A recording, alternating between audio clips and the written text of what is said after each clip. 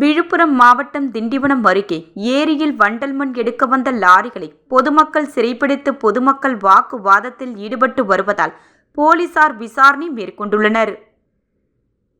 விழுப்புரம் மாவட்டம் திண்டிவனம் அருகே உள்ள வேம்பூண்டி கிராமத்தில் ஏரி அமைந்துள்ளது.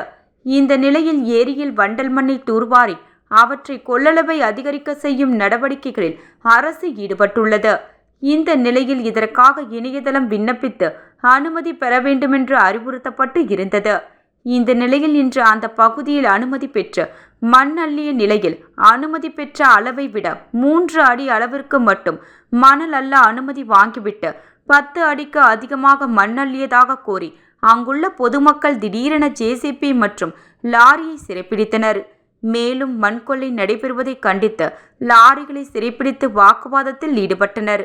மேலும் இது குறித்து தகவல் அறிந்து வந்த வெளிமேடுபேட்டை போலீசார் வாகனங்களை காவல் நிலையத்திற்கு அழைத்து சென்று விசாரணை செய்து வருகின்றனர். மேலும் தற்போது மணல் அள்ளிய லாரி ஓட்டுநரிடம் தாசில்தார் விசாரணை செய்து வருகின்றார்.